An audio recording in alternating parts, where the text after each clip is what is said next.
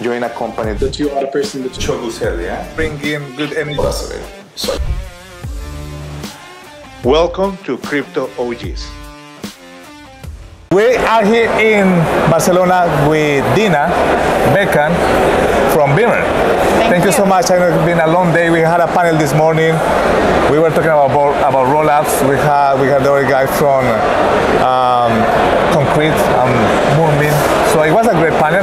But you were a bit nervous, but you were the best one in the whole panel. Thank you. So thank you for being Crypto OGs. But this space is to talk about the people that have been in the space, a Crypto OG. So you've been a long time in the industry. You understand the industry. We want to know who is Dina. All right. So let's see. Who is Dina? Well, based in Berlin and originally from Luxembourg. French-Portuguese background, and basically professionally speaking, I didn't have any experience in crypto, really practically speaking from a professional perspective until a little bit more than 2 years ago. Okay. But my background has always been in business and marketing, but I've been interested in this space since 2017. Okay. It was more like of a hobby back then. With two of my friends, actually here in Barcelona, as students, we were very interested, like testing around with trading, crypto trading, and then very fast we wanted to share what we learned with our peers. Yeah. And so we created this like platform called Connect Chain. Connect Chain, a great name. Where basically people could just like join and learn about, like the basics of blockchain and the basics of crypto. And that was like going on for like a year or so until everyone, moved into professional, like into their own professions. So so after the studies, we stopped. But here I am today, and I always wanted to work in blockchain and crypto. I've been very, very very passionate about the technology behind this whole space. I know that there's a lot of like bullshit, or there's a lot of scams in the industry, but I think the technology that powers it is very powerful and very that's what's passionate about. So Dina, that's an amazing story, and actually that's what we were talking before on the panel. We were talking about our first project on crypto. Most of us, we start in the same way. Like you've been since 2017. It's a long time, and you're still here. Yeah. Even though it's been nearly 3 bear markets, but you still in technology. You're passionate about it. But what your family thought when you moved into Web3 full time? They thought that you were crazy. Like, what is that crypto, Bitcoin? Yeah, I mean, they were. I'm not gonna say concerned, but they were like, they obviously didn't understand anything, and with any attempt to try and explain them, I lost them in like seconds. So their own questions were really like, do you like it? Yes. Are you having fun? Yes. Do you earn good money? Yes. Okay, then it's fine. Halas, like they say in Dubai. Halas. Yeah, exactly. Halas, it's okay. Halas is okay. Okay, Dina, and what did you study? So I studied really business administration management. So nothing really blockchain related, nothing crypto related. But then you went all in 2017 and started to learn, then put your project together. Yeah. And it was the first approach to crypto. So you learn about marketing, business strategy, community building. You learn a lot in that when you were putting together your first project. But then moving forward, you became the marketing growth lead for Binance. Tell us about how you ended up in Binance and how is your role right now, like at daily basis in Binance? Yeah, definitely. So I came with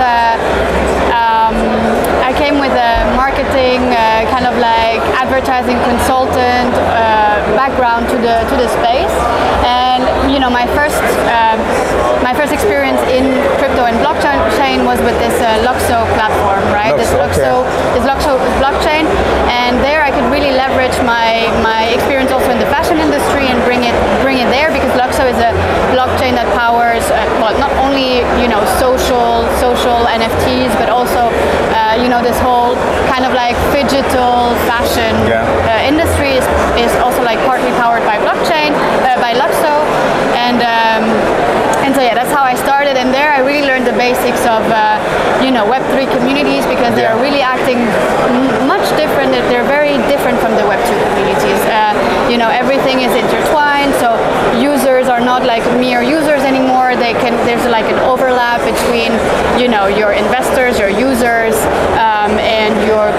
other like community members, right?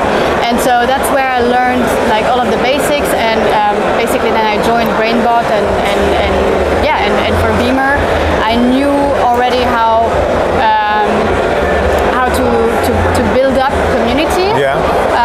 And on the other side, I had also like the marketing, the traditional marketing experience, right? Okay. From, like PR, influencer marketing, etc. So amazing. it's kind of like happened really, organically. Organically. Yeah, exactly. Dina, and obviously you've been with Beamer nearly 2 years. You saw what happened last year with the whole industry as such a blockchain, but crypto and blockchain are associated no matter what. If the whole economy of crypto goes down, blockchain development probably stop for a bit and then bounce back again. How was like your perception from last year or the last 10 months, and what do you do personally and also in your job to let's say make easier this challenge that we have since October with what happened with FTX? Yeah. So definitely. Good question, right? Yeah. So definitely, when it comes to the building part of the ecosystem, for sure, it's harder to get funding. It's harder to keep building. But also at the same time, I think what's beautiful about bear markets is that we see, the projects that really stay and keep building. Those are really, I'm not going to say survivors. like exactly the survivors and the projects that have, I do believe, really like a mid to long term vision and value. So it's kind of like a way to filter out anything that is like short term hype. Yeah. So that's on the one end, and I think that's, you really mentioned it from an end user perspective. It can be, the mere bear market is already, frightening enough, and it's already like shaken up the trust of the users. But seeing who keeps building from a user perspective in the space and who is really serious about this can already be some sort of a reassuring factor.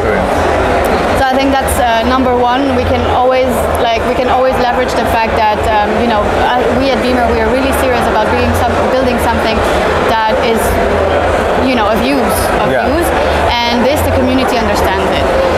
Now, of course, from a marketing perspective, it's much harder to engage new users.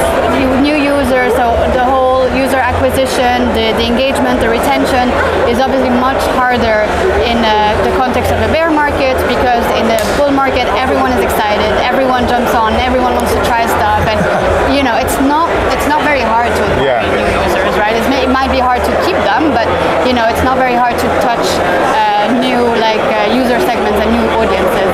And I think we're still in the process of figuring out how to best engage with our end user segment with Beamer. But I think what has helped a lot is to really also show them that we are committed to them having a safe experience with Beamer, right? I think, and I said it in the panel, I think it is necessary. This whole education part is necessary, and I think most of the projects and protocols are doing it. But I think going one step further and really aiming towards hand-holding people that have no idea about the space yet, and especially L2, right? It's still very nascent. It's still very new. I think that's super important, and not being scared of really mapping out what it means and what it takes to take a user from stage A to stage B, where they're knowledgeable enough and experienced enough to interact with your protocol in the best way possible. And there I think Beamer is doing a good job, because we do see an evolution in the progress of learning in the community. So as long as you have a well-established product and you have an engaged community, it will work. It doesn't matter bear market, bull market. But I also heard somebody, Francesco from MetaMask, he was saying it's the bear market right now, but it's the bull market for developers. Yeah. It could be, yeah. I don't disagree with that claim, for sure. I think now is really the time to really focus, to set your priorities straight, and not be distracted by the whole noise that a bull market can bring. So market, it's necessarily again like putting the focus on the building in order to bring that progression and eventually maybe again like a bull market. But yeah, I do agree with that. It's like it's the time to shine for developers. Amazing. Okay, Dina, that's been all the crypto blockchain related question, and I have 3 flash question for you, not related to crypto. What is your favorite food? Oof, my favorite food. That's a hard one. Damn, there's so many. So many tokens, like the tokens. Yeah, so many really good. It's like what is your favorite blockchain today? Yeah, right. What's my favorite? I think Lebanese. Lebanese, nice. It's quite high. Yeah, I love Lebanese food. Yeah. Okay. Do you prefer hot or cold weather? Hot. Hot, always. Yeah, always. Okay. And what is your favorite destination in the world? I don't know yet. You don't know yet. I think my favorite is a place that I haven't discovered yet. Okay, there you go. And how we can find Dina? On Instagram, Twitter? On Twitter it's Becane, everything together in small. Okay. And on Instagram it's Dina Becane. Dina everything Becane, no Becane. Not Beckham, no. No Beckham. Dina. At least not yet. I hope David is watching this. Guys, has been amazing having Dina Becane. Yes. Official Crypto G. Thank you so much. Present for you from our team. Nice. Thank you so and much. I hope to see you in the next event. Maybe Token 2049. Who knows? Who knows? Thank you so much for having me. Thank you so much everyone for watching, and see you in the next episode. Bye bye.